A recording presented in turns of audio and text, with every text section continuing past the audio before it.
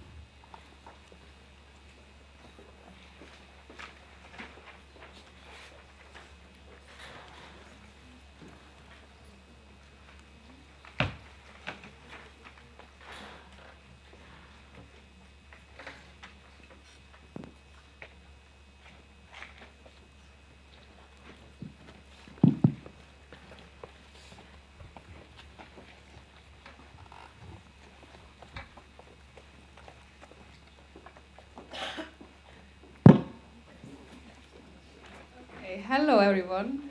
This is like we're gonna be rapping or something, but okay. I'm Finna. And I'm Brynhildur. This was a very nice introduction. We've never had such an introduction before, but we're very happy to be here. We were on Wednesday at the university giving a lecture on another project we are also part in called Designers and Farmers. So if anyone is interested in that was not in the university, you can find that on the internet under designersandfarmers.com. So, now we're going to talk about PRJÓNSDÓTTIR, our company. And first of all, both of us are product designers, and the third partner, she is a fashion designer. And none of us knew anything about wool before we started. So first we are going to talk about the wool, the Icelandic wool. And the title here, Ullir gull, means wool is gold. And that is actually what it is. It's a really interesting material. And we've been working with the wool for 7 years. So we've gotten really into the wool story. And this book says, really funny looking. Yeah, it's kind of our wool Bible. It's about the wool, like the wool in Iceland and the wool history, kind of. And we use it a lot as a reference and in our work.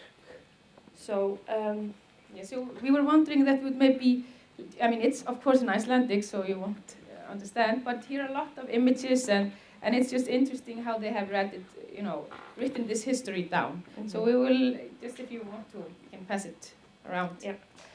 But, over here. To start it all, this is the story of how the wool came to Iceland. As you probably know, Iceland was settled in the year 874, approximately. That was the year when the first people came. From Norway, they stopped sometimes in Scotland or Ireland to pick up more people. And then they brought with them the sheep and also the horses and the cows. And these sheep have been in Iceland since then and have developed their wool. Like it's a special race. And this is the sheep, the Icelandic sheep, and it has a lot of special qualities. The wool has 2 layers, and it's a really interesting fiber. Like we can show you. We have the fiber here. The 2 layers. The inner layer is called þel, and that's a really, really soft layer. It's really like the softest wool you can find. And then the outer layer is called tog, and that is these long hair. And the difference between these layers is that this layer, the tog, is water repellent. and it's really rough. And this one is really soft and really warm. And this layer gives the wool like the lightness of the wool. And in the old days, the people divided these fibers.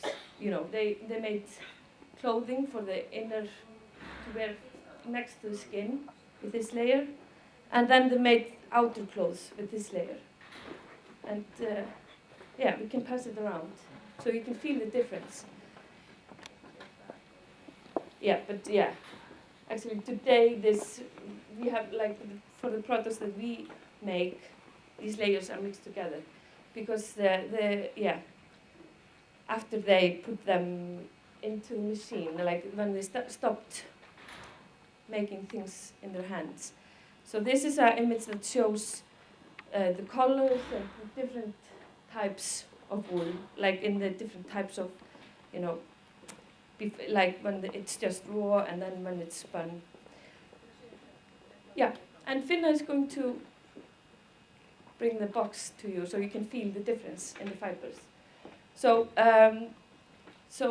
this is kind of the original spinning mill and the knitting factory in Iceland.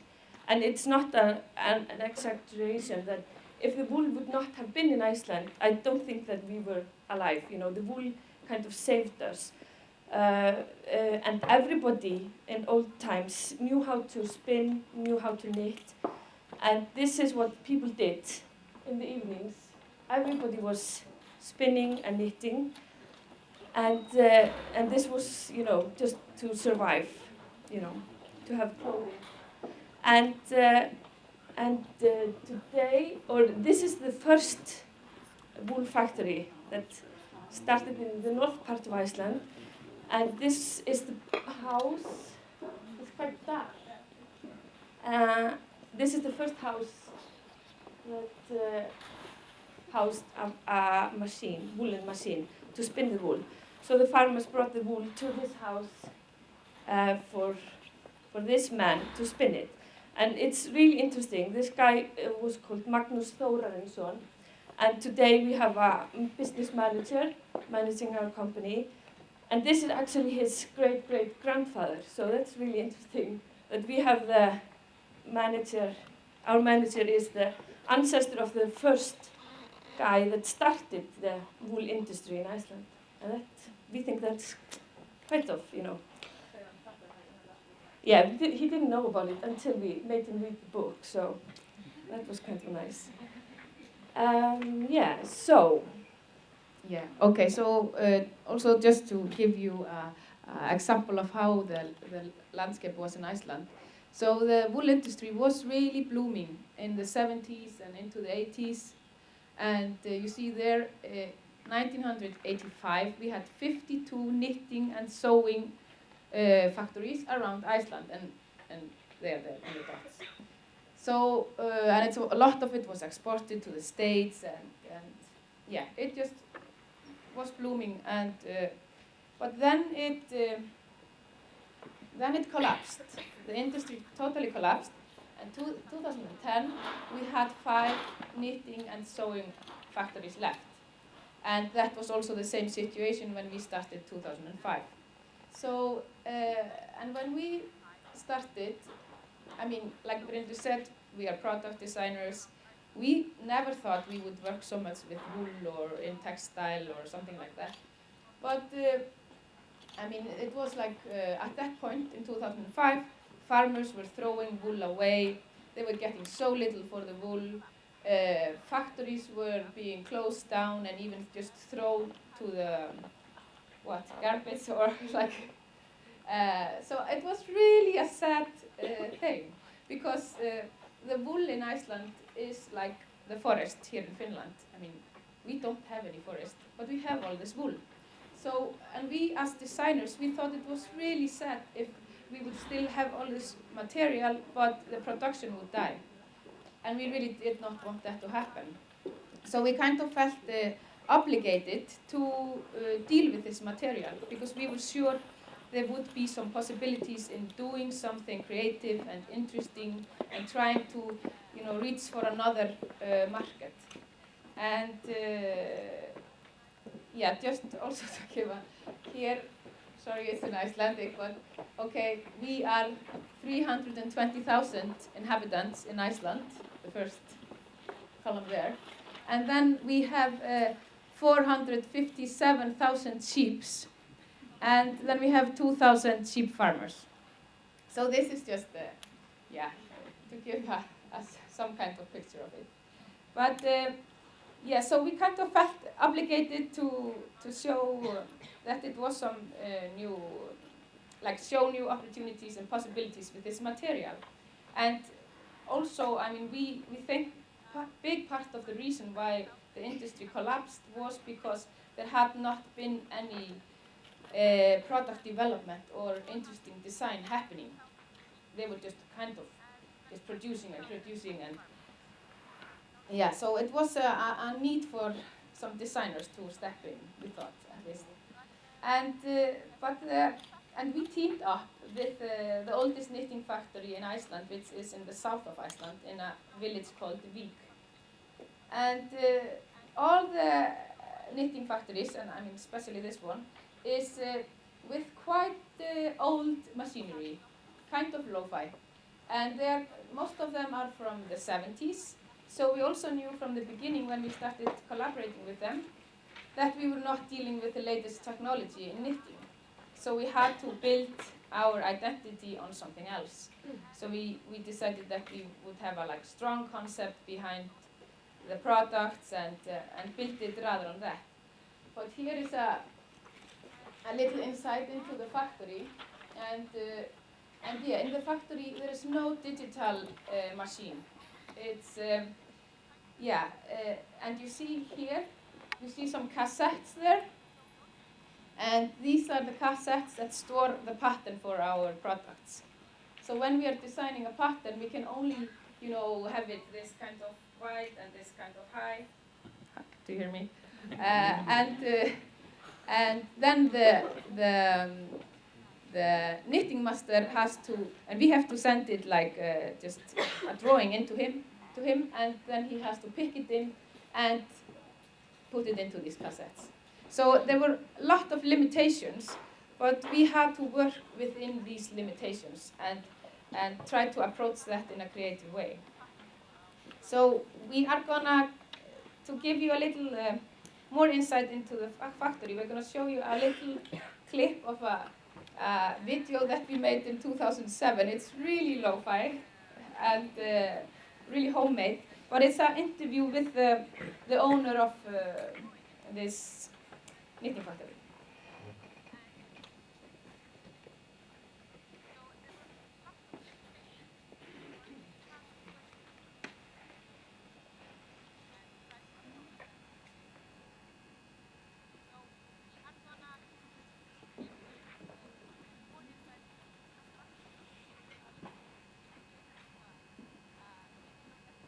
Já, upprunni Víkurprjóns var með þeim hætti að við vorum hérna 5 félagar í Vík sem vorum að leita okkur að einhverju til þess að gera.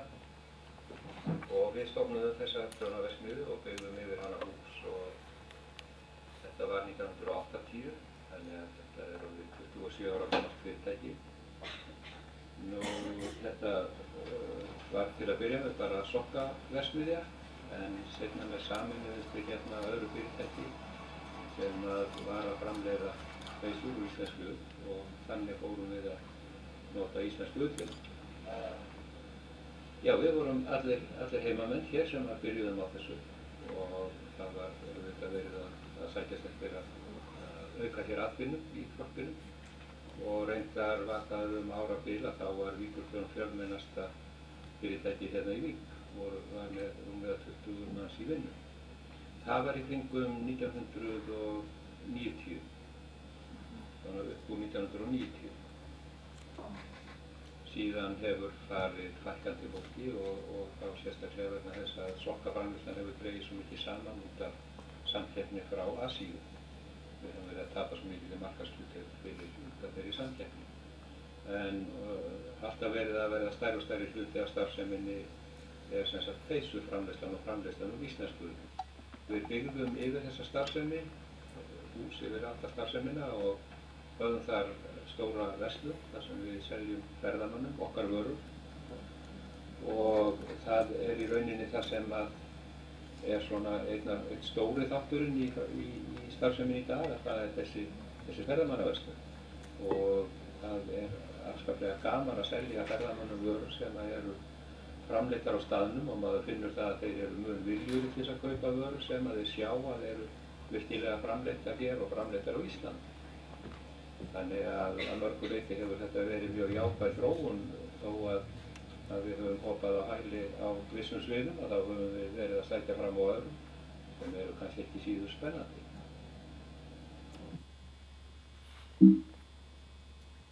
Okay.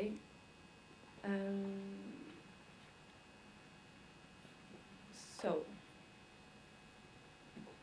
yeah, this was the owner of the factory, and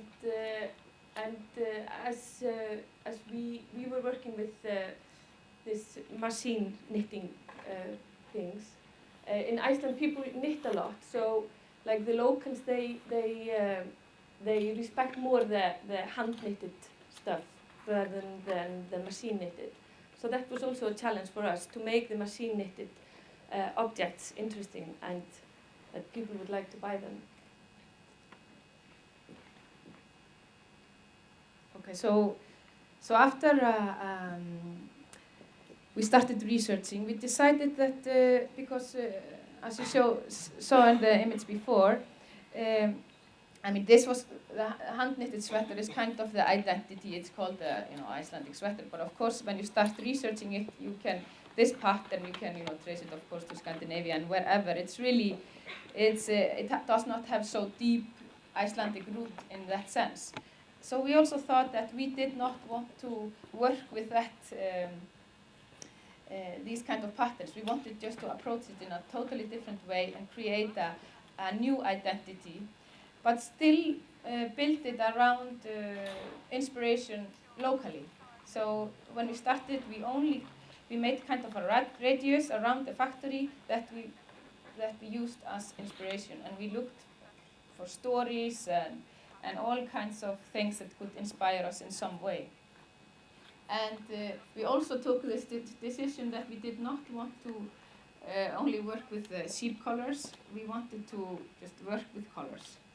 And also because of this issue with that had been there with machine knitted sweaters, I mean, they were kind of, not appreciated in that sense, and we totally agree to that. So we decided that we wanted to make blankets, or focus on blankets, because we thought that would be like, because we wanted to embrace that it was made in machines, and that we did not want to hide that. And of course, normally when you make blankets, you would normally weave it, but they had thrown the last weaving factory away. So we had to knit it. So it was, and since then we have always tried to, because the machines have so many limitations, it can only do this, white, and all kinds of, so we are always trying to push ourselves to find other solutions to design our objects. And we decided to, because we were like,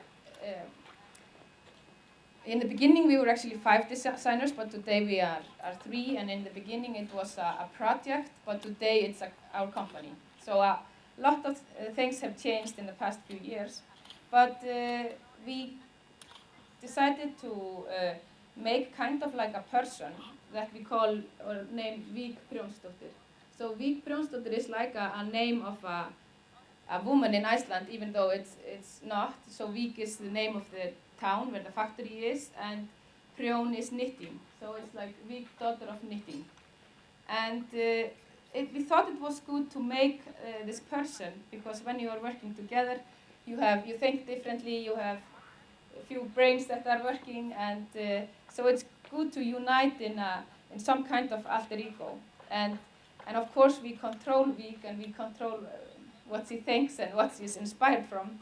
But we have a little distance, and often Vík is invited abroad to exhibit or do some things, and we, the designers, we are not invited, so we have to stay at home, and we feel that's kind of boring sometimes. But so we are very happy, like for example here, that we can follow week, and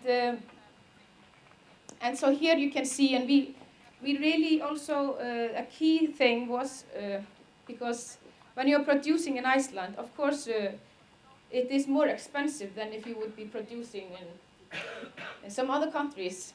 I'm not going to name any names, but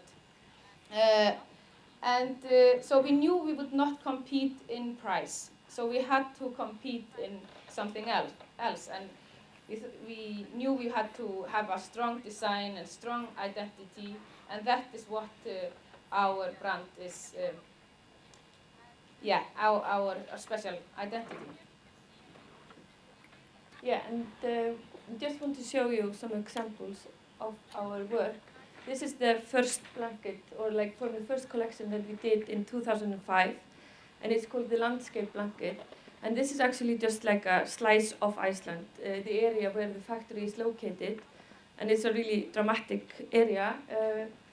The factory is just on the beach down there, just under this glacier, and this glacier is called Katla, and the little glacier, like more left, is Eyjafjallajökull, the famous one that erupted, and now everybody is waiting for the bigger one to erupt. Yeah. Okay. Yeah. So this is Eyjafjallajökull, and this is Katla, and the factory is here. So this is the landscape blanket, and we are still producing this in like, so all the blankets are still in production.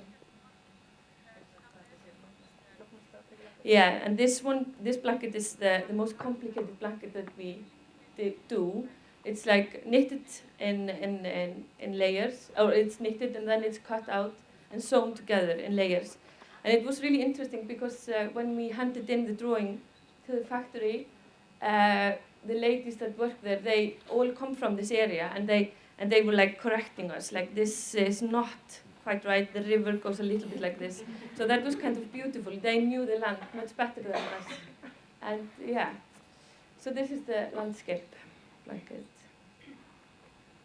So for every blanket or every product that we make, we kind of come up with stories, because so we don't start sketching, we start like brainstorming and finding stories that inspire us, and that helps us when we are few together working on the design to kind of find a platform that we can unite in. And so that's always the beginning, and these stories, they follow our products, but of course it's up to the owners how they approach the products. And what we also thought was interesting with blankets, that I mean, we are not a fashion brand, we are a design brand, and blankets are kind of in between being clothes and furniture. So you can kind of create your own space, and it's for inside, and so we thought that was interesting fleet to work with. And here is just like some images from the process and from the inspiration. And so, yeah, we created this blanket called the sea blanket, because of course, I mean, the sea is really important for us in Iceland. We are surrounded by it, and everybody has someone in the family that has been a sailor, and so we wanted to dedicate this blanket to all the sailors and the powers of the ocean. But we are going to show you a little clip also now from the video where the knitting master explains the knitting part.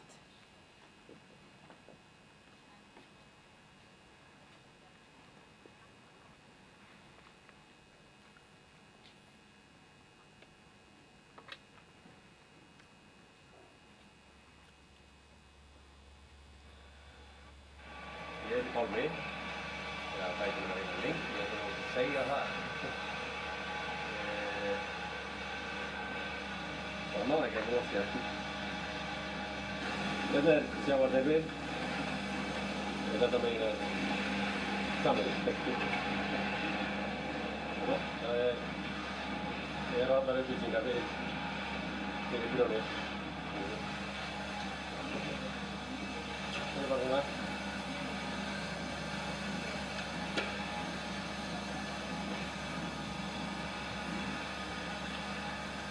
þið bara að spila af bólunni inn á tölvuna.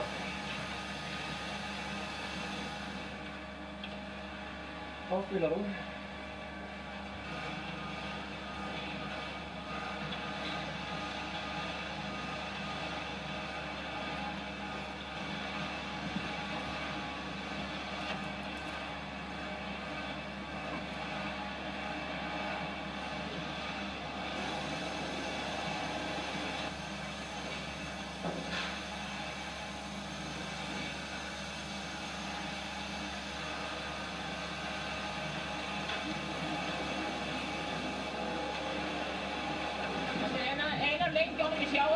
Sjávarteppi og það tekur svona korter að prjóna hvert metri, þannig að það tölulegur tími sem fer að prjóna teppi. Síðan þarf að búa þetta og ífa og svo er þetta í kjölkara og endar svo í sneiðning og svo einn.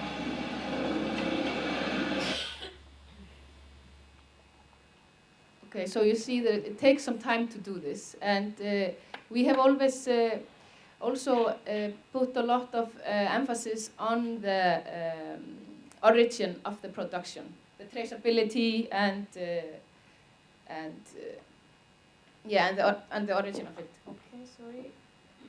So here you see the sea blanket, and yeah, because we knew when you are producing in Iceland, as I said, that we are not competing with price, but so we have to emphasis on the traceability and the transparency in the production. We are not trying to hide anything, and even if you come to Iceland and visit, you can go there and you can look inside the production hall, and so this is the products are made honestly, and we think that is really important today in design. So the next blanket is the shield of wings, it's called, and the inspiration comes from the sea eagle. And when we design, we often go and meet and stay at one place together. And when we did this blanket, we were located in the west part of Iceland, under this mountain where an eagle used to live in. And we started to investigate the eagle and read stories about it. Yeah, the mountain is there. And the eagle is a really special bird. It's the biggest bird in Iceland, and it has a wingspan up to 2.5 meters, which is huge. And the eagle is really protective of his youngs and of his home. So we thought it would be a beautiful thing to have the protection of the eagle in your house, and that you could have the eagle protect you. And we brought the eagle with us. This is the, so this is the blanket, the sea eagle. And we made it really literal, so it is actually 2.5 meters. So you have the actual wingspan of the eagle to cover you. And this blanket also shows like how we use the factory, like the limitation of the machines, how to make it so long, and so we make it in layers, and also to make like the shape of the wings. Yeah, and then we can only use 2 colors in the knitting machines, so we have to find a way to make it colorful. So we have these layers. So this is the eagle, and the next blanket is the seal, and it's a really famous folk tale that happened just on the beach close to the knitting factory. And it's a famous folk tale, really dramatic, and everybody knows it. And it's about this young farmer that went to the beach one day, and he finds like sea pelts lying on the beach, and he decides to take one pelt with him home, and then the next day he comes to the beach and he finds a naked lady crying on the rocks, on the stone. And he takes the lady with him home, and they fell in love and they get married, but he never tells her about the pelt that he found. And then one day, and they have 7 children, and everybody's really happy. And then one day he goes to town and he forgets his key of his wooden box where he kept the pelt. And she finds the key, she opens the box and finds her skin, and puts the skin on and jumps into the ocean and never comes back and says these dramatic words. I have 7 children on land and 7 children in the ocean. And so we decided to make a blanket dedicated to this story. And then we made the baby seal for the babies. So this is, an example of how we use the folk tales and stories.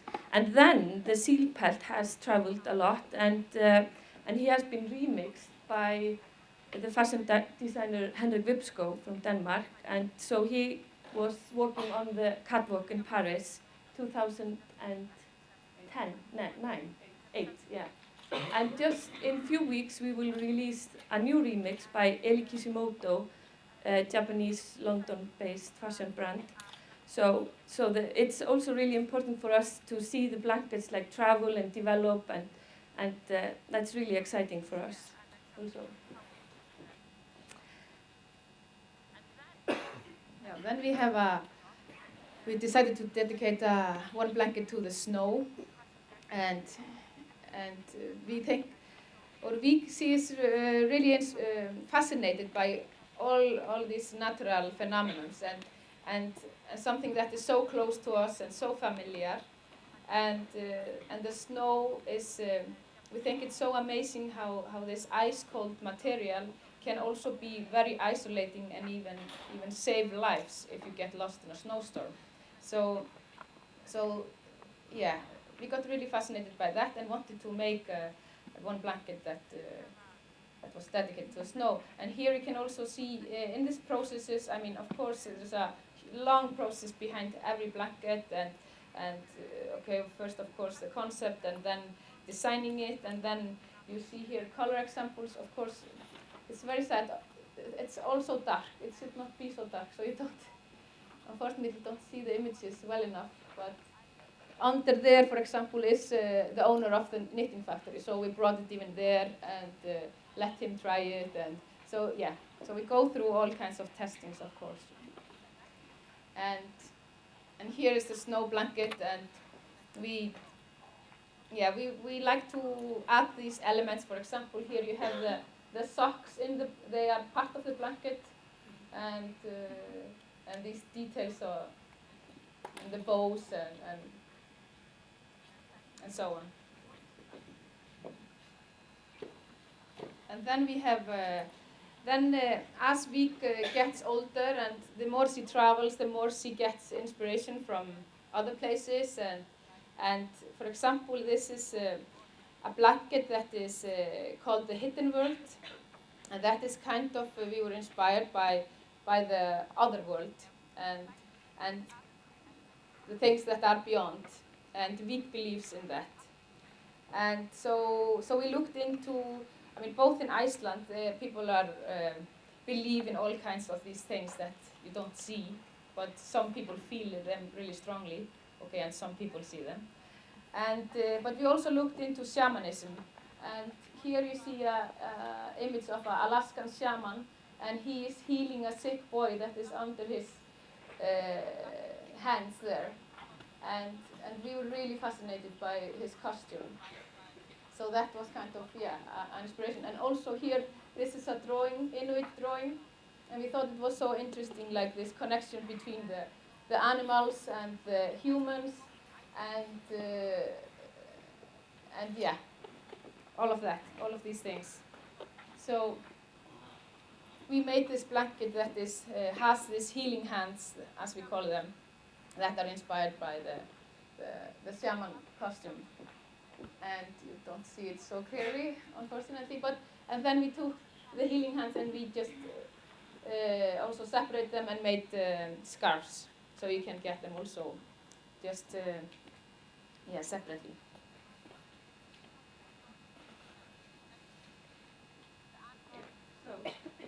So this is an image that we did this fall for the Forum magazine, and it's we were asked to interpret our environment, and we decided to interpret Vík, our world.